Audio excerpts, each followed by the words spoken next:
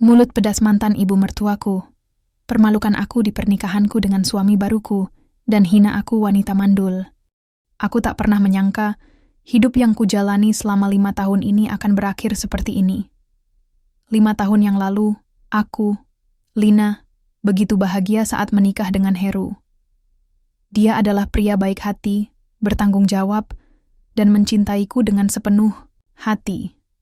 Tapi, ada satu hal yang tidak bisa kami kendalikan dalam rumah tangga kami. Anak. Sejak awal pernikahan, ibu mertuaku, Ibu Nilam, sering menyindir soal ketidakmampuan kami untuk memiliki anak. Aku sendiri sebenarnya merasa cemas juga. Setiap bulan, aku menunggu tanda-tanda kehamilan dengan harap-harap cemas. Namun, setelah 2 tahun pertama tanpa hasil, sindiran Ibu Nilam mulai semakin pedas. "Kamu sudah dicoba apa belum, Lin? Mungkin kamu harus periksa ke dokter," katanya suatu hari di acara keluarga besar. Suaranya terdengar santai, tapi matanya menusuk. Aku hanya tersenyum tipis, mencoba menutupi rasa sakit di hatiku. Heru selalu membelaiku saat kami berdua di rumah. "Jangan dengarkan dia, sayang. Ini bukan salahmu.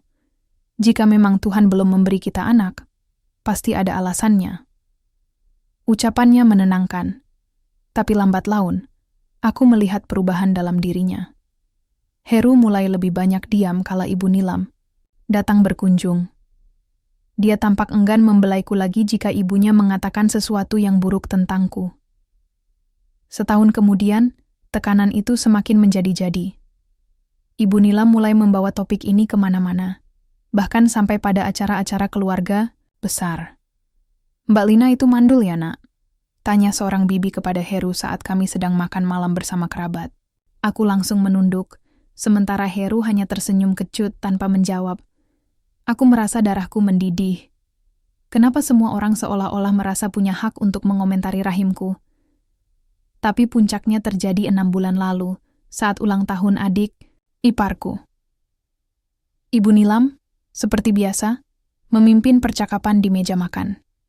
Saat itu, ia menatapku dengan tatapan dingin dan berkata, "Nduk, kalau memang kamu tidak bisa kasih cucu sama Heru, mending mundur aja. Kasihan Heru, masih muda, karier bagus. Kamu jangan egois." Ya. Semua mata tertuju padaku. Aku bisa merasakan wajahku memanas. Heru hanya diam, tidak mengatakan apa-apa. Aku ingin berteriak, ingin membela diri, tapi kata-kataku tercekat di tenggorokan. Dalam hati, aku bertanya-tanya, apakah benar aku egois? Apakah aku layak disalahkan atas kegagalan ini? Saat itu aku memilih meninggalkan ruangan. Aku masuk ke kamar mandi, menangis sejadi-jadinya. Aku merasa hancur, dipermalukan di depan keluarga besar. Aku tahu mereka tidak bermaksud menyakitiku, tapi cara mereka berbicara tentangku membuatku merasa seperti pecundang. Aku ingat betul apa yang dikatakan Ibu Nilam beberapa minggu sebelumnya. "Kalau kamu nggak bisa kasih cucu, aku bakal minta Heru cari istri baru."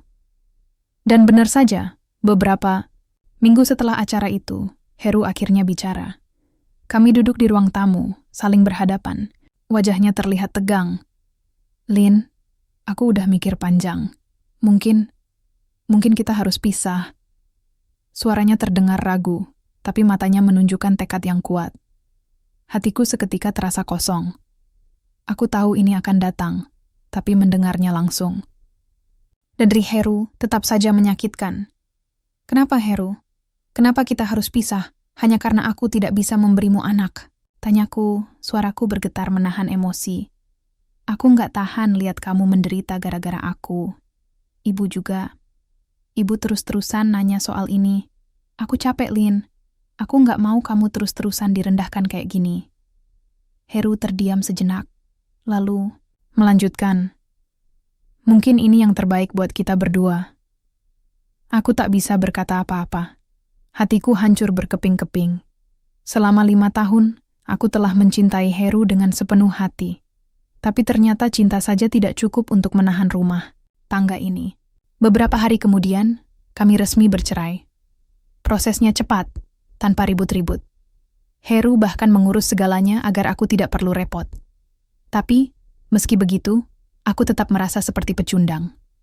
Aku kembali ke rumah orang tuaku, membawa beban, rasa malu dan kegagalan. Hidupku berubah drastis setelah itu. Orang-orang di lingkungan tempat tinggalku mulai berbisik-bisik. Ada yang menyebutku mandul, ada yang bilang aku tidak bisa menjaga rumah tangga, bahkan ada yang menyebut cerai sebagai aib besar. Aku mencoba mengabaikan semua itu, tapi kata-kata itu tetap menghantui pikiranku setiap hari. Aku merasa seperti orang asing di dunia yang dulu kuhuni. Namun di tengah kegelapan itu, ada satu hal yang membuatku bertahan. Keyakinan bahwa aku pantas mendapatkan kebahagiaan. Meski aku gagal dalam pernikahanku dengan Heru, aku yakin Tuhan punya rencana lain untukku. Aku memutuskan untuk pindah ke Jakarta, meninggalkan semua kenangan buruk di belakang. Di sana, aku berharap bisa memulai hidup baru, tanpa tekanan, tanpa stigma, dan tanpa hinaan. Jakarta adalah dunia yang sama sekali berbeda dari kampung halamanku. Di sini, aku, Lina, merasa seperti bisa bernapas lega untuk pertama kalinya, setelah bertahun-tahun merasa tercekik oleh stigma dan tekanan sosial. Kota ini begitu ramai, penuh dengan orang-orang yang datang dari berbagai latar belakang hidup. Tidak ada yang peduli apakah aku janda atau tidak, apalagi soal statusku sebagai perempuan mandul. Di sini, aku hanya Lina, seorang perempuan biasa yang sedang berusaha mencari tempatnya di dunia. Aku memutuskan untuk bekerja di sebuah kafe kecil di daerah Kemang.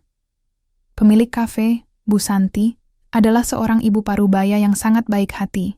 Saat wawancara, dia bahkan menanyakan kondisiku dengan nada penuh empati. Kamu pasti punya banyak cerita, Yanduk. Tapi nggak apa-apa, kerja di sini santai kok. Yang penting kamu senang, katanya sambil tersenyum hangat.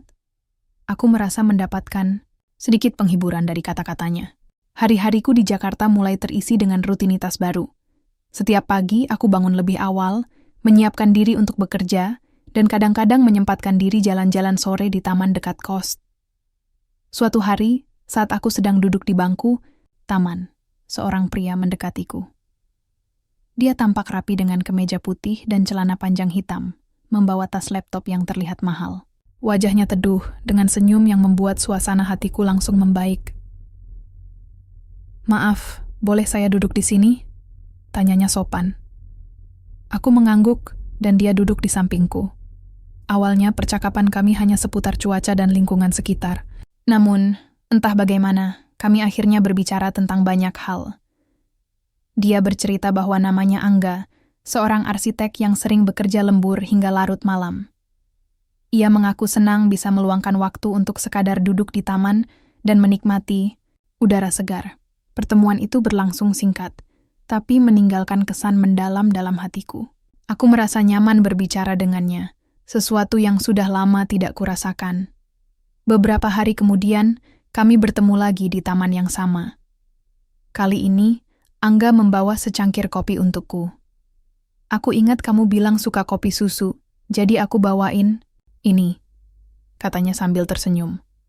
Hatiku langsung berdebar-debar. Ada sesuatu dari caranya bersikap yang membuatku merasa dihargai. Seiring waktu, hubungan kami semakin dekat. Kami sering bertemu di taman, kadang di kafe tempat aku bekerja. Angga selalu mendengarkanku dengan penuh perhatian, tanpa pernah menilai atau menyindir masa laluku. Bahkan, saat aku menceritakan tentang pernikahanku yang gagal dengan Heru, dia hanya mengangguk dan berkata, "Setiap orang punya masalahnya sendiri, Lin. Yang penting kamu tetap kuat melewatinya." Aku merasa aneh, tapi juga nyaman. Selama ini, aku terbiasa ditolak, dihina, dan direndahkan. Tapi di mata Angga, aku merasa seperti seorang perempuan yang layak dicintai. Perlahan-lahan, aku mulai membuka hatiku padanya. Kami mulai berkencan, meski tak pernah secara resmi mengatakannya. Hubungan kami berkembang dengan alami, tanpa tekanan atau ekspektasi yang berlebihan. Namun, ada satu hal yang masih mengganjal di benakku. Apakah aku pantas untuk jatuh cinta lagi? Apakah aku pantas mendapatkan kebahagiaan setelah semua yang terjadi? Terkadang, aku merasa takut. Takut jika pada akhirnya aku akan gagal lagi. Seperti saat bersama Heru. Tapi Angga selalu berhasil menenangkanku. "Lin, kamu nggak perlu takut. Kamu pantas bahagia, Sama seperti orang lain. Aku nggak peduli soal masa lalu kamu. Yang aku pedulikan cuma siapa kamu sekarang, katanya suatu hari. Pernyataan itu membuat air mataku jatuh. Selama bertahun-tahun, aku merasa seperti orang yang tak layak dicintai. Tapi kata-kata Angga membuatku sadar bahwa aku punya hak untuk bahagia. Dan mungkin, inilah saatnya aku memberi kesempatan pada diriku sendiri. Beberapa bulan kemudian, Angga melamarku. Itu terjadi di taman yang sama, tempat kami pertama kali bertemu. Dia berlutut di hadapanku, memegang cincin sederhana namun indah. Lin, maukah kamu menjadi istriku? Aku janji akan menjaga kamu, mencintaimu, dan membuatmu bahagia sepanjang hidupku, katanya dengan suara bergetar. Aku menangis, tapi kali ini bukan karena sedih. Aku mengangguk, dan kami berpelukan erat. Namun, di balik kebahagiaan itu, ada satu hal yang masih menghantuiku. Keluarga besar. Aku tahu, pernikahan ini tidak akan mudah diterima oleh keluarga Angga, apalagi jika mereka tahu bahwa aku seorang janda. Aku juga khawatir dengan reaksi mantan keluargaku, terutama Ibu Nilam. Bagaimana jika mereka datang dan mengacaukan acara pernikahanku? Pikiran-pikiran itu terus mengganggu tidurku, tapi aku berusaha menepisnya. Aku harus fokus pada kebahagiaan yang ada di depan mataku sekarang. Pernikahan kami diputuskan akan digelar 6 bulan setelah lamaran. Dalam hati, aku berdoa agar semuanya berjalan lancar.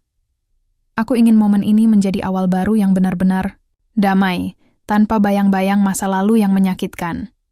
Namun di sudut hatiku yang paling dalam, aku tahu bahwa konflik belum sepenuhnya usai. Ada banyak hal yang harus dihadapi, termasuk orang-orang yang mungkin tidak akan pernah menerima kebahagiaanku. Hari pernikahanku dengan Angga akhirnya tiba. Aku, Lina, bangun pagi-pagi sekali, dengan jantung berdebar-debar tidak karuan. Di satu sisi, aku sangat bahagia karena hari ini adalah awal baru bagiku. Namun di sisi lain, ada ketakutan yang menghantui pikiranku. Ketakutan akan masa lalu yang datang kembali untuk menghancurkan kebahagiaanku. Angga datang menjemputku di kos beberapa jam sebelum acara dimulai. Ia tampak begitu tampan dalam balutan setelan jas biru tua yang pas di tubuhnya. Dia tersenyum lebar saat melihatku dalam balutan gaun pengantin putih sederhana namun anggun. "Kamu cantik sekali, Lin," katanya sambil memegang tanganku. Senyumnya membuat sebagian ketakutanku hilang, tapi hanya sebentar. Acara pernikahan kami digelar di sebuah gedung kecil di Jakarta Selatan. Kami memilih tempat itu karena ingin sesuatu yang sederhana dan intim, hanya dihadiri oleh keluarga dekat dan teman-teman terdekat. Meski begitu, aku tetap merasa gugup, apalagi saat aku tahu bahwa Heru dan ibunya, Ibu Nilam, juga hadir atas undangan Angga. Aku sempat protes saat Angga memberitahuku soal itu, tapi dia bersikeras. "Aku nggak mau ada yang bilang kita menutup pintu sama siapapun, Lin. Biarkan mereka datang, tapi fokus saja padaku, oke?" Aku mencoba meyakinkan diri, tapi hatiku masih saja gelisah. Saat tiba di gedung, suasana sudah ramai. Para tamu mulai memasuki ruangan, dan aku bisa melihat wajah-wajah yang sudah lama tak kulihat. Ada bibi-bibi dari keluarga besar Heru, ada teman-teman lamaku, dan tentu saja ada Ibu Nilam. Ia duduk di barisan depan dengan wajah dingin yang sama seperti dulu. Hanya melihatnya saja sudah cukup membuatku merasa tidak nyaman. Akhirnya, acara dimulai. Musik pengiring memenuhi ruangan saat aku berjalan menuju pelaminan. Diiringi langkah-langkah yang terasa begitu berat. Mataku bertemu dengan mata Angga, dan senyumnya langsung menenangkanku. Kami berdiri berdampingan di depan penghulu, mendengarkan nasihat-nasihat tentang pernikahan yang penuh cinta dan kesetiaan. Semua tampak berjalan lancar hingga momen ijab kabul selesai. Aku merasa lega, tapi ternyata ujian belum usai. Saat acara resepsi dimulai, para tamu mulai berdatangan untuk memberikan ucapan selamat. Aku dan Angga berdiri di pelaminan, menerima jabat tangan dan pelukan dari orang-orang yang datang. Suasana terasa hangat, sampai tiba-tiba Ibu Nilam maju ke depan panggung. Wajahnya penuh amarah, dan matanya menatapku dengan tatapan yang sama seperti dulu, tatapan penuh kebencian. "Selamat ya, Lina," katanya dengan nada sinis, Suaranya cukup keras sehingga semua orang di ruangan itu bisa mendengarnya. Tapi aku penasaran, apa kamu yakin bisa jadi istri yang baik? Kamu kan mandul, bukan? Apa Angga tahu soal ini? Ucapannya seperti pisau yang menusuk hatiku. Aku membeku, tidak tahu harus berkata apa. Semua tamu terdiam, menatapku dengan rasa penasaran dan iba. Wajahku memanas, dan aku bisa merasakan air mata mulai berkumpul di sudut mataku. Tapi sebelum aku sempat menjawab, Angga melangkah maju. Wajahnya tampak tenang, tapi ada kilatan kemarahan di matanya.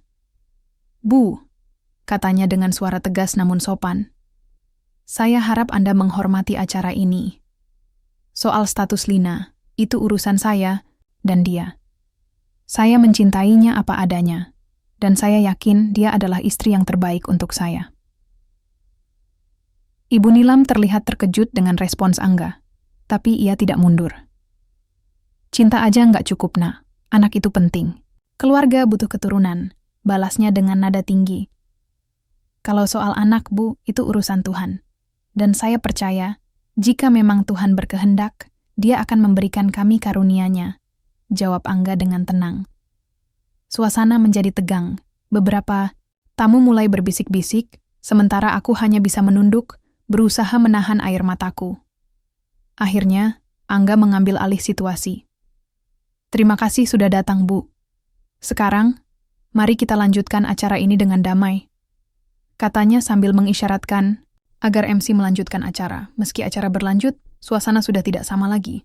Aku merasa malu dan hancur secara emosional.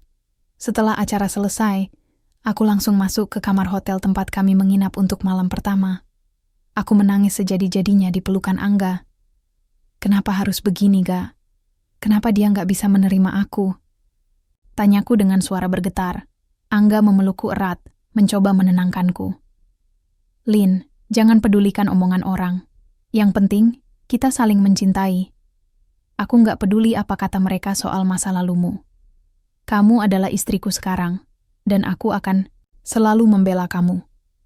Kata-katanya membuatku sedikit tenang, tapi aku tahu luka ini tidak akan sembuh begitu saja. Penghinaan Ibu Nilam di depan semua tamu benar-benar meninggalkan bekas yang dalam. Aku berharap ini adalah konflik terakhir yang harus kuhadapi. Namun di sudut hatiku, aku tahu bahwa ini hanyalah permulaan dari banyak hal yang akan datang. Malam pertama kami berlalu dengan hening. Aku, Lina, tidak bisa tidur. Kata-kata Ibu Nilam terus terngiang di telingaku, seperti bayangan hitam yang tak bisa kuhapus. Meski Angga sudah berusaha menenangkanku dan meyakinkan bahwa semua akan baik-baik saja, aku tetap merasa gelisah. Aku tahu dia mencintaiku apa adanya, tapi aku tidak bisa menahan perasaan takut. Takut jika pada akhirnya aku gagal lagi, seperti saat bersama Heru. Beberapa minggu setelah pernikahan, kehidupan kami mulai berjalan normal. Aku berhenti bekerja di kafe karena Angga ingin aku fokus mengurus rumah tangga. Kami tinggal di apartemen sederhana milik Angga, sebuah tempat yang nyaman dan penuh cinta. Setiap pagi, aku memasak sarapan untuknya sebelum ia berangkat kerja, dan setiap malam, kami duduk bersama di sofa, menonton film, atau sekadar bercerita tentang hari kami. Namun, ada sesuatu yang aneh dalam tubuhku. Aku mulai merasakan gejala-gejala yang tidak biasa. Mual di pagi hari, payudara yang terasa lebih sensitif, dan kadang-kadang aku merasa sangat lelah, meski baru bangun tidur. Awalnya, aku mengira itu hanya efek dari stres setelah acara pernikahan yang penuh drama. Tapi semakin lama, gejala-gejala itu semakin jelas dan tidak bisa diabaikan. Aku mencoba berpikir positif, tapi trauma masa lalu membuatku takut untuk memeriksakan diri ke dokter. Bagaimana jika ini hanya halusinasi? Bagaimana jika aku ditertawakan? Lagi karena harapan kosong, aku bahkan belum memberitahu Angga soal gejala-gejala ini. Aku takut dia akan kecewa jika ternyata ini bukan apa-apa. Namun, suatu pagi, ketika mual yang aku rasakan semakin parah, aku akhirnya memutuskan untuk pergi ke dokter kandungan. Aku tidak memberitahu Angga, takut membuatnya berharap lebih dulu. Aku pergi sendiri ke klinik, dengan hati yang berdebar-debar. Di ruang tunggu, Aku melihat beberapa ibu hamil yang sedang menunggu giliran. Aku merasa asing di antara mereka, seperti orang yang tidak pantas berada di sana. Setelah beberapa menit menunggu, aku dipanggil masuk ke ruang pemeriksaan. Dokter Kartika, seorang dokter muda dengan senyum hangat, menyambutku dengan ramah. "Ada keluhan apa, Bu?" tanyanya sambil membuka rekam medisku. Aku menjelaskan semua gejala yang aku alami, sambil berusaha menahan gemetar. Dokter Kartika mendengarkan dengan penuh perhatian, lalu memintaku untuk melakukan beberapa tes darah dan urin. Selama proses pemeriksaan, aku merasa seperti waktu berjalan begitu lambat. Aku mencoba mengalihkan pikiran dengan membaca majalah di ruang tunggu, tapi kata-kata Ibu Nilam terus terngiang di benakku. "Kamu kan mandul, bukan?" Akhirnya, hasil tes keluar. Dokter Kartika memanggilku masuk kembali ke ruangannya. Wajahnya tampak serius, tapi ada senyum tipis di sudut bibirnya. "Bu Lina," katanya pelan. "Selamat, Anda sedang hamil." Aku membeku. Kata-kata itu terdengar seperti mimpi. Aku tidak bisa memproses apa yang baru saja dokter katakan. "Maaf, apa?" tanyaku dengan suara bergetar. "Anda sedang hamil, Bu. Usia kandungannya sekitar 6 minggu. Ulangnya dengan nada pasti. Aku merasa seperti dunia berhenti berputar. Aku hamil. Setelah bertahun-tahun disebut mandul, setelah semua tekanan dan hinaan yang kuterima, ternyata aku bisa hamil. Air mata mulai mengalir deras di pipiku. Ini seperti jawaban dari semua doa yang pernah kupanjatkan. Aku tidak percaya ini benar-benar terjadi. Dokter Kartika memberikanku beberapa nasihat tentang cara menjaga kesehatan selama kehamilan, lalu memberiku resep vitamin prenatal. Saat meninggalkan klinik, aku masih merasa seperti berada dalam mimpi. Aku ingin langsung memberitahu Angga, tapi aku juga ingin memastikan ini bukan ilusi. Aku memutuskan untuk menunggu beberapa hari lagi sebelum memberitahunya, agar aku bisa yakin sepenuhnya. Namun, ada satu hal yang mengganggu pikiranku. Bagaimana mungkin aku bisa hamil? Selama ini, aku selalu percaya bahwa aku mandul. Bahkan, dokter-dokter yang memeriksaku dulu berkata bahwa aku memiliki masalah reproduksi. Apakah ada yang salah dengan diagnosis mereka? Atau apakah ini hanya keajaiban? Pikiran-pikiran itu terus menghantuiku hingga malam. Aku mencoba mencari jawaban, tapi semakin aku berpikir, semakin bingung aku menjadi. Akhirnya, aku memutuskan untuk mencari tahu lebih dalam. Esok harinya, aku kembali ke klinik, kali ini dengan permintaan untuk melihat hasil tes yang lebih detail. Dokter Kartika menjelaskan bahwa hasil tes menunjukkan hormon HCG, Human Chorionic Gonadotropin, dalam tubuhku sangat tinggi yang merupakan tanda pasti kehamilan. Dia juga menyarankan agar aku menghubungi dokter yang dulu memeriksaku bersama, Heru, untuk memastikan tidak ada kesalahan diagnosis di masa lalu. Aku pulang dengan perasaan campur aduk. Di satu sisi aku bahagia karena akan memiliki anak. Namun di sisi lain, ada rasa penasaran yang besar tentang apa yang sebenarnya terjadi selama pernikahanku dengan Heru. Apakah benar aku mandul? Ataukah ada rahasia besar yang tersembunyi di balik semua ini? Setelah beberapa hari mencerna kabar kehamilanku, aku, Lina, akhirnya memutuskan untuk memberitahu Angga. Aku tahu ini adalah momen penting dalam hidup kami, dan aku tidak ingin menyimpan rahasia ini lebih lama lagi. Malam itu, saat Angga pulang dari kantor, aku sudah menyiapkan makan malam spesial di meja makan. Ada lilin-lilin kecil yang menyala, memberikan suasana hangat pada ruangan. "Ada apa ini?" tanya Angga dengan senyum lebar saat melihat persiapan yang kulakukan. "Apa kita punya acara istimewa?" Aku tersenyum, tapi jantungku berdebar-debar tidak karuan. Aku meminta Angga duduk di kursi, lalu mengambil sebuah kotak kecil dari dapur. Di dalam kotak itu, ada hasil tes kehamilan yang kupegang erat-erat sejak kemarin. "Nggak," kataku pelan, suaraku bergetar karena gugup. Ada sesuatu yang harus aku kasih tahu. Angga langsung menatapku dengan rasa penasaran. "Kenapa, Lin? Kamu baik-baik saja?" "Nggak cuman baik-baik saja," jawabku, mencoba tersenyum meski air mata mulai berkumpul di sudut mataku. Kita akan punya bayi." Sesaat Angga terdiam, matanya melebar. seperti tidak percaya dengan apa yang baru saja aku katakan. Tapi kemudian wajahnya berubah menjadi penuh kebahagiaan. Dia langsung bangkit dari kursinya dan memelukku erat. "Serius, Lin? Kita benar-benar bakal punya anak?" Tanyanya, suaranya bergetar karena emosi. Aku mengangguk sambil tersenyum. Air mata bahagia mengalir di pipiku. "Iya, Gak. Dokter bilang aku hamil 6 minggu.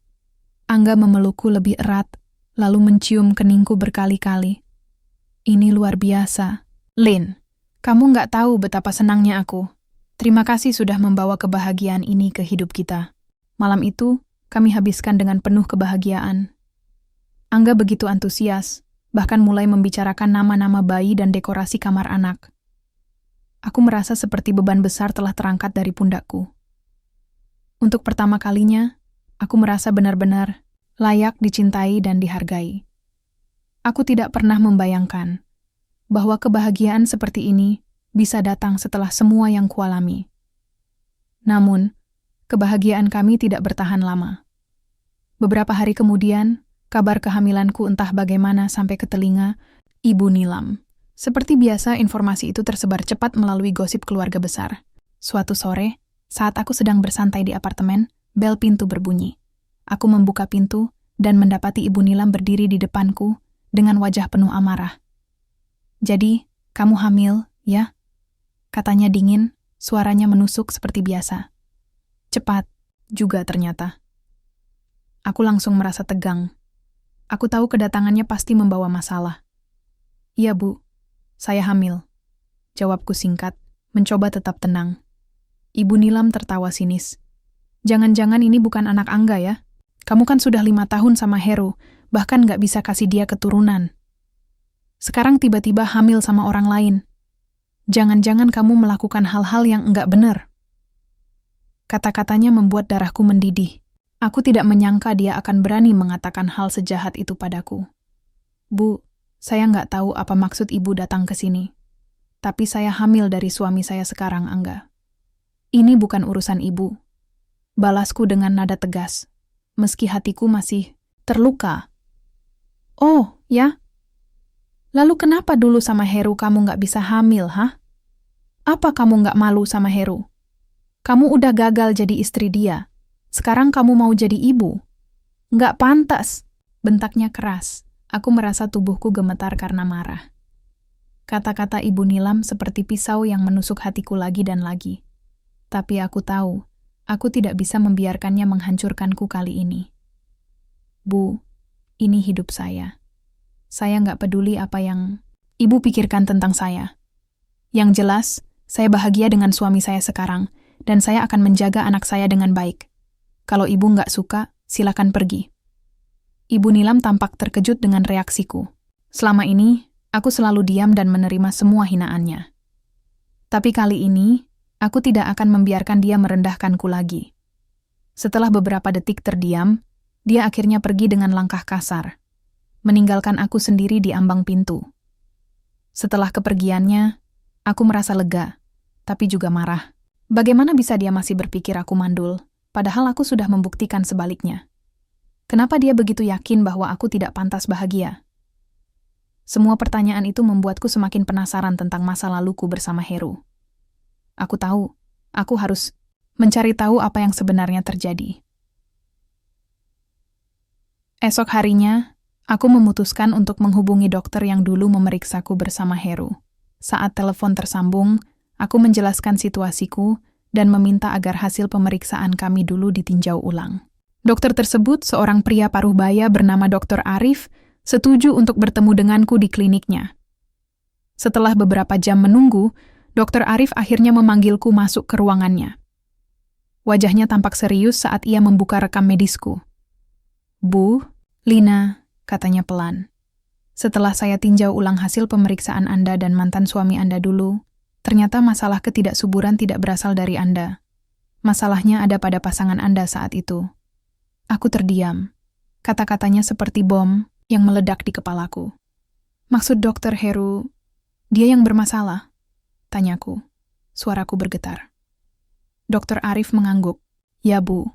Dulu kami menemukan bahwa sperma pasangan Anda memiliki kualitas yang sangat rendah, sehingga sulit untuk membuahi sel telur. Kami sudah memberitahunya soal ini, tapi sepertinya dia tidak memberitahumu. Aku merasa seperti dunia runtuh. Semua ini waktu aku disalahkan atas kegagalan pernikahanku dengan Heru. Aku direndahkan, dihina, dan dipermalukan hanya karena mereka menuduhku mandul. Padahal, kenyataannya justru sebaliknya. Herulah yang bermasalah, tapi dia memilih diam dan membiarkan aku menanggung semua beban ini sendirian. Pikiran-pikiran itu membuat darahku mendidih. Aku tahu, aku harus menghadapi Heru dan Ibu Nilam. Aku harus memberitahu mereka kebenaran ini, agar mereka tahu bahwa semua tuduhan mereka selama ini salah. Aku tidak bisa membiarkan mereka terus hidup dengan keyakinan bahwa aku adalah penyebab kegagalan rumah tangga itu. Setelah pertemuan dengan Dr. Arif, aku, Lina, merasa seperti berada di ambang kebenaran yang selama ini tersembunyi. Aku tidak bisa membiarkan semua ini berlalu begitu saja. Selama bertahun-tahun, aku hidup dalam bayang-bayang stigma sebagai perempuan mandul. Aku direndahkan, dihina, dan dipermalukan hanya karena orang-orang mengira aku tidak mampu memberikan keturunan. Tapi sekarang, aku tahu bahwa itu semua adalah kebohongan besar. Aku memutuskan untuk menghadapi Heru dan Ibu Nilam. Ini bukan semata-mata soal balas dendam, tapi tentang keadilan. Aku ingin mereka tahu bahwa tuduhan mereka selama ini salah. Aku ingin mereka merasakan apa yang kurasakan selama 5 tahun terakhir. Rasa sakit akibat fitnah yang tidak berdasar. Malam itu, aku memberitahu Angga tentang hasil pemeriksaan Dr. Arif. Dia mendengarkanku dengan wajah serius, lalu menggenggam tanganku erat-erat. Lin, kamu yakin mau melakukannya? Kamu tahu, menghadapi mereka pasti tidak akan mudah, katanya pelan. Aku mengangguk. Aku harus melakukannya, Ga. Aku nggak bisa membiarkan mereka terus hidup dengan keyakinan bahwa aku penyebab kegagalan rumah tangga dulu. Aku ingin mereka tahu kebenarannya. Angga tersenyum tipis. Kalau itu yang kamu inginkan, aku akan mendukungmu.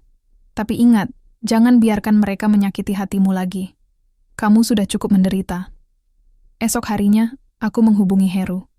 Awalnya, dia terkejut mendengar suaraku setelah sekian lama tidak berkomunikasi. Ada apa, Lin? Tanyanya, dengan nada dingin. Kita perlu bicara, Heru. Ada sesuatu yang penting, kataku tegas. Aku juga ingin ibumu ikut. Kita bertemu besok di kafe dekat rumahmu, jam 10 pagi. Heru terdiam sejenak, lalu akhirnya setuju. Aku tahu dia pasti penasaran, tapi aku tidak memberitahunya apapun. Aku ingin semua ini disampaikan langsung saat kami bertemu. Keesokan harinya, aku datang ke kafe lebih awal. Heru dan Ibu Nilam sudah menunggu di meja pojok. Wajah Ibu Nilam tampak dingin seperti biasa, sementara Heru terlihat cemas. Saat aku duduk di hadapan mereka, suasana menjadi tegang. Apa yang mau kamu bicarakan, Lin? Tanya Heru. Suaranya terdengar gugup. Aku menatap mereka bergantian, lalu mulai berbicara dengan nada tegas. Aku tahu kalian selama ini mengira aku mandul, kan? Itu sebabnya kalian mempermalukanku, bahkan sampai meminta Heru menceraikanku. Tapi tahukah kalian bahwa itu semua salah? Ibu Nilam langsung menyela dengan nada tinggi. Apa maksudmu salah? Kamu kan nggak bisa kasih Heru... Anak, aku menatapnya tajam. Tidak, Bu. Masalahnya bukan pada saya.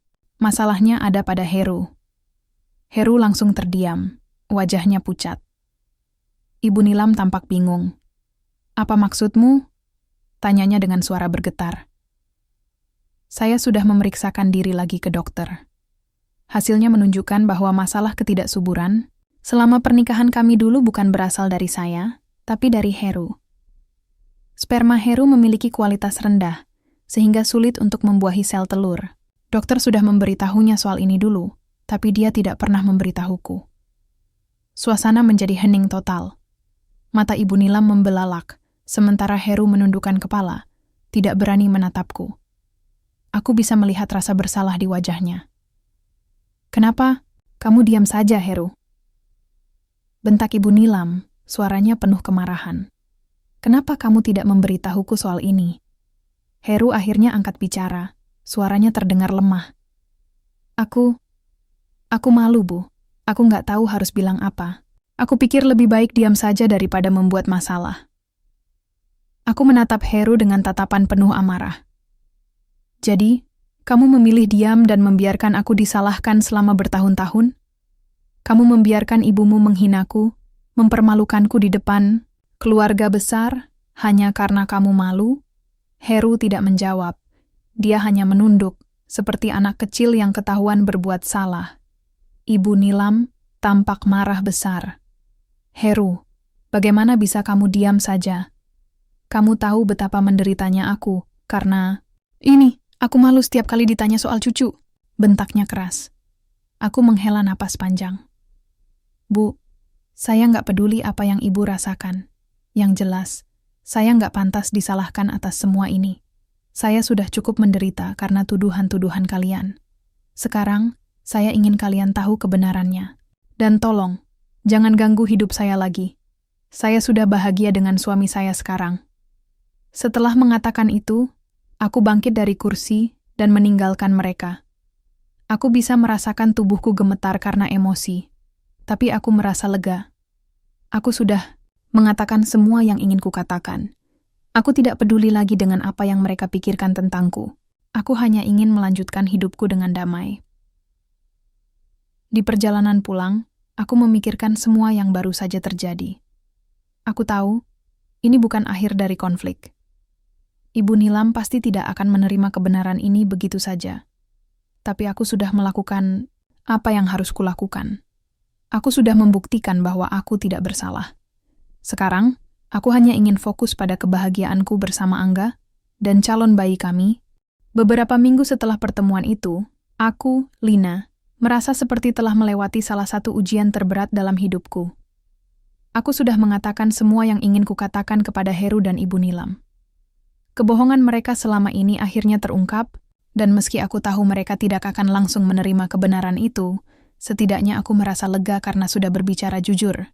Namun, karma seringkali bekerja dengan cara yang tak terduga, dan aku mulai melihat dampaknya pada kehidupan Heru dan Ibu Nilam. Awalnya, kabar tentang masalah ketidaksuburan Heru tersebar cepat di kalangan keluarga besar mereka. Seperti biasa, gosip adalah hal yang paling cepat menyebar di lingkungan sosial Indonesia. Beberapa minggu kemudian, aku mendengar dari teman-teman lamaku bahwa reputasi Heru mulai hancur. Dia menjadi bahan pembicaraan di setiap acara keluarga, bahkan orang-orang mulai mempertanyakan kelayakannya sebagai calon suami. Bagi banyak keluarga tradisional seperti mereka, seorang pria yang tidak bisa memberikan keturunan dianggap tidak sempurna, bahkan cacat secara sosial. Heru sendiri tampak semakin tertekan. Dari cerita-cerita yang kudengar, dia mulai menjauh dari keluarganya, termasuk Ibu Nilam. Dia juga belum memiliki pekerjaan tetap setelah resign dari perusahaan tempatnya dulu bekerja. Katanya, dia kesulitan mencari pekerjaan baru karena pengalaman kerjanya yang terbatas dan sifatnya yang pasif. Ia lebih sering menghabiskan waktu di rumah, menonton televisi tanpa tujuan, atau hanya duduk diam di kamar. Heru bukan lagi pria yang percaya diri dan karismatik seperti dulu. Kini, dia tampak seperti bayangan dari dirinya sendiri. Sementara itu, Ibu Nilam mulai merasakan dampak dari reputasi buruk keluarganya. Sebagai ibu, ia selalu membanggakan status keluarga mereka di mata masyarakat. Tapi sekarang, segalanya berubah drastis. Banyak kerabat dan tetangga yang mulai menjauhi mereka. Beberapa bibi-bibi yang dulunya sering berkunjung ke rumahnya untuk ngobrol atau arisan, kini jarang terlihat. Bahkan, ada beberapa acara keluarga besar yang sengaja tidak mengundang mereka. Ibu Nilam, yang dulu begitu sombong dan angkuh, kini tampak semakin murung. Dia sering terlihat mondar-mandir di pasar tradisional dekat rumahnya, berusaha mencari perhatian dengan berbicara panjang lebar kepada siapapun yang mau mendengarnya. Namun, tidak ada yang benar-benar peduli lagi padanya. Aku sendiri tidak pernah berniat untuk menyebarkan rahasia Heru kepada orang lain. Aku hanya ingin mereka tahu kebenaran agar mereka berhenti menyalahkanku.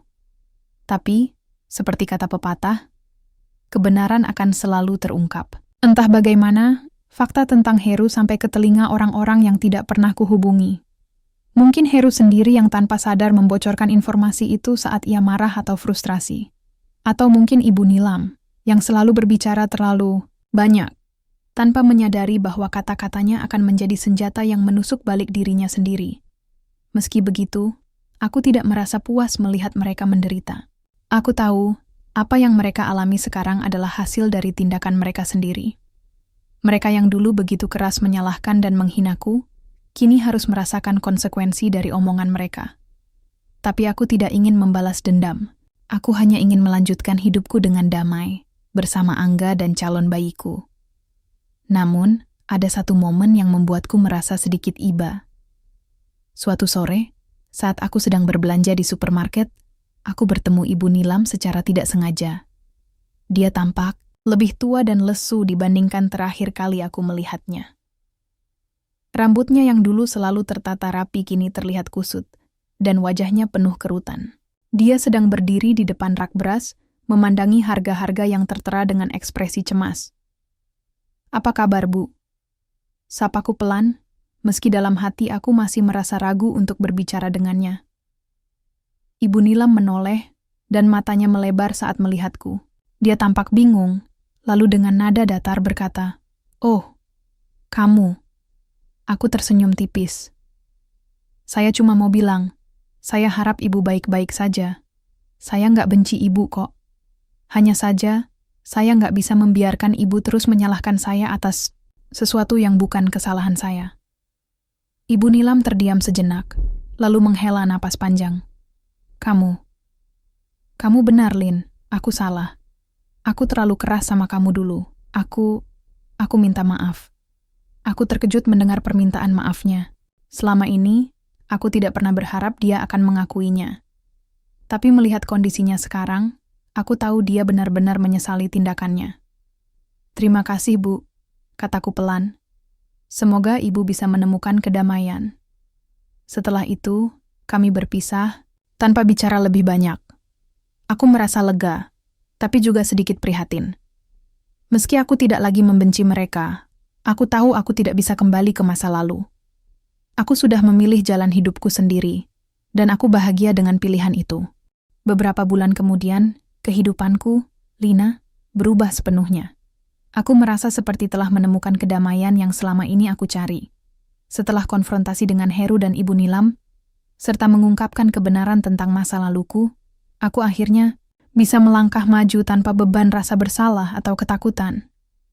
Aku tidak lagi terluka oleh stigma atau omongan orang lain. Aku hanya ingin fokus pada kebahagiaan yang kini ada di depan mataku. Angga, anak kami yang akan lahir, dan hidup baru yang penuh harapan. Kehamilanku berjalan lancar. Meski sempat merasa cemas di awal-awal karena trauma masa lalu, aku mulai belajar untuk lebih menghargai tubuhku sendiri dan mempercayai proses alami kehidupan. Angga begitu perhatian, selalu memastikan aku merasa nyaman dan bahagia. Ia sering mengajakku jalan-jalan sore di taman dekat apartemen kami, membacakan buku-buku cerita bayi, atau sekadar mendengarku bercerita tentang perasaanku. Ada kalanya aku masih merasa takut, tapi setiap kali aku melihat senyum Angga, semua ketakutan itu hilang seketika. Akhirnya, hari yang dinanti-nantikan tiba. Pada suatu pagi yang cerah di bulan ke-8 kehamilanku, aku merasakan kontraksi pertama. Angga langsung panik, tapi tetap tenang untuk menenangkanku. "Jangan khawatir, Lin. Semua akan baik-baik saja," katanya sambil memegang tanganku erat. Kami langsung berangkat ke rumah sakit, di mana aku masuk ke ruang bersalin beberapa jam kemudian. Proses persalinan tidak mudah. Rasa sakit yang kurasakan sangat luar biasa, hingga aku merasa seperti tidak kuat lagi. Tapi Angga selalu ada di sisiku, menggenggam tanganku dan memberikan semangat. "Kamu bisa, Lin, kamu kuat. Kita hampir sampai," katanya berulang kali, membuatku merasa lebih tenang. Setelah beberapa jam yang terasa seperti berhari-hari, akhirnya, tangisan bayi kecil memenuhi ruangan. Dokter mengangkat bayi itu tinggi-tinggi dan berkata dengan senyum lebar, "Selamat, Bu Lina. Ini bayi laki-laki yang sehat." Air mata bahagia mengalir deras di pipiku. Angga langsung mencium keningku dan memelukku erat. "Terima kasih, Lin. Kamu hebat sekali," katanya dengan suara bergetar karena emosi bayi itu diletakkan di dadaku. Dan saat kulihat wajah mungilnya untuk pertama kali, aku merasa seperti dunia berhenti berputar. Dia begitu sempurna, dengan kulit yang halus, hidung kecil, dan bibir mungil yang tampak seperti Angga. Aku memberinya nama Arka, yang berarti cahaya. Bagiku, dia adalah cahaya yang membawa kebahagiaan dan harapan baru ke dalam hidupku. Hari-hari setelah kelahiran Arka dipenuhi dengan kebahagiaan. Angga menjadi ayah yang luar biasa. Dia begitu sabar dan telaten, bahkan rela bangun tengah malam untuk mengganti popok atau menenangkan Arka saat rewel. Kami sering tertawa bersama saat melihat ekspresi lucu Arka, atau saat ia tersenyum kecil dalam tidurnya. Ada banyak tantangan tentu saja, kurang tidur, tangisan bayi yang kadang membuat kami stres, tapi semua itu terasa sepadan karena kami memiliki satu sama lain. Namun, meski hidup kami berjalan damai, aku sesekali masih memikirkan Heru dan ibu. Nilam. Beberapa bulan setelah kelahiran Arka, aku mendengar kabar bahwa Heru akhirnya berhasil mendapatkan pekerjaan sebagai pegawai administrasi di sebuah perusahaan kecil. Kabarnya, dia mulai lebih rajin dan bertanggung jawab. Sementara itu, Ibu Nilam tampak semakin tua dan jarang terlihat di acara keluarga besar. Katanya, dia mulai lebih banyak menghabiskan waktu di rumah, merawat kebun kecil di halaman belakang. Aku tidak lagi membenci mereka. Aku tahu, apa yang mereka alami sekarang adalah hasil dari tindakan mereka sendiri. Tapi aku juga tidak merasa perlu membalas dendam. Karma sudah bekerja dengan cara yang adil. Dan aku memilih untuk melepaskan semua dendam yang pernah ada. Aku ingin melanjutkan hidupku dengan damai, bersama keluarga kecilku yang baru. Suatu sore, saat aku sedang duduk di taman dekat rumah, Arka tidur di pangkuanku, aku merenung tentang perjalanan hidupku selama ini. Dulu, aku merasa seperti pecundang, seperti orang yang tidak pantas dicintai atau bahagia. Tapi sekarang, aku tahu bahwa hidup ini penuh dengan lika-liku. Ada saat-saat di mana kita jatuh, tapi selalu ada kesempatan untuk bangkit kembali. Aku bersyukur atas semua yang telah terjadi, baik yang menyakitkan maupun yang membahagiakan, karena semuanya membentuk diriku menjadi seperti sekarang. Angga datang menghampiriku, duduk di sampingku, dan mengelus kepala Arka dengan lembut. "Apa yang kamu pikirkan, Lin?" Tanyanya pelan. Aku tersenyum. "Aku cuma bersyukur, Ga. Bersyukur punya kamu, punya Arka, dan punya kehidupan yang damai seperti ini. Aku nggak akan pernah melupakan masa lalu, tapi aku juga nggak akan membiarkan itu menghancurkanku lagi. Sekarang aku hanya ingin fokus pada kebahagiaan kita." Angga tersenyum, lalu mencium keningku. "Kamu benar, Lin. Kita pantas bahagia, dan aku janji, aku akan selalu menjaga kamu dan Arka sampai kapanpun." Aku merasa seperti dunia berhenti berputar saat itu. Ada kehangatan yang tak tergantikan di hatiku. Sebuah keyakinan bahwa aku telah menemukan tempatku di dunia ini. Aku tidak lagi takut akan masa depan, karena aku tahu aku tidak sendirian. Aku punya keluarga kecil yang penuh cinta, dan itulah yang membuat hidupku sempurna.